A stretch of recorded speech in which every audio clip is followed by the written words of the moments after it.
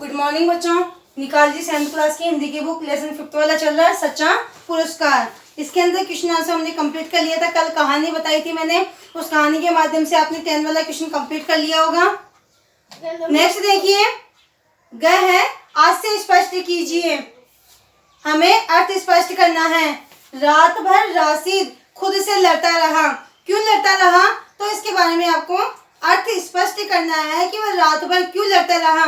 वह दिल और दिमाग की बातें सुन सुनकर लड़ता रहा। रात भर राशिद दिल और दिमाग की बातें सुन सुनकर लड़ता रहा। दुविधा में फंस गया था।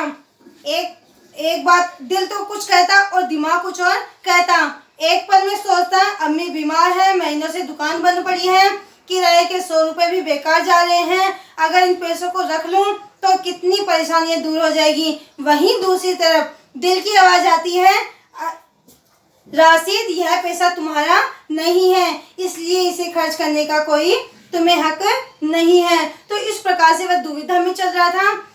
तब कहा गया है कि रात भर राशिद खुद से लड़ता रहा। तो इस प्रकार से आपको अर्थ लिखना है। नेक्स्ट है, भगवान जाने ये सपना है या हकीकत। भगवान जाने ये सपना है या हकीकत। यह बात किसने कही और क्यों कही थी, पहले तो ये देखोगे और फिर उसके बाद देखोगे ये बात क्यों कही गई है। क्यों कही गई थी? पर्दे की ओट से राशिद की माँ जब बटुआ कार वाले साहब की ओर बढ़ाया तो उन्हें अपनी आंखों पर विश्वास नहीं हुआ। किसे नहीं हुआ था? जो लाल गाड़ी वाले साहब थे, उन्हें अपनी आंखों पर विश्वास नहीं हुआ कि इसमें इतने सारे पैसे हैं कि आराम से अपना जीवन यापन कर सकते थे। लेकिन इनकी ईमानदारी को देखकर लाल गाड़ी वाले साहब को अपनी आंखों पर विश्वास नहीं हुआ। तब उन्होंने कहा, भगवान जाने ये सपना है कि हकीकत है। इस प्रकार से इसका अर्थ आपको लिखना है। कुछ दिनों बाद फिर एक ऐसी सुबह आई। कैसी सुबह आई थी कि फिर से उन्होंने राशिद स्कूल जाने लगा था और उसकी अम्मी भी ठीक हो चुकी थी और दोनों दुकान जाने लग गए थे। तो मुदित ने राशिद के दरवाजे पर आकर उसे पुकारा। राशिद यूनिफॉर्म और जूते पहने स्कूल का बस्ता झूलता अम्मी को खुदा हाफिज कहता बाहर निकल आया।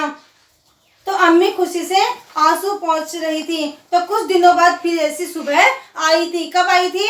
जब उसकी अम्मी, लाल गाड़ी वाले साहब ने उसकी अम्मी की सहायता की और उन्होंने अपनी दुकान फिर से चलाना शुरू कर दिया था और राशिद भी स्कूल जाने लग गया था। किसने किससे कहा? अगला क्वेश्चन है, किसने किससे कहा।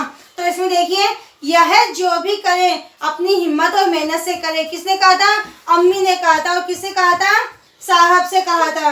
लाल गाड़ी वाले साहब से कहा था।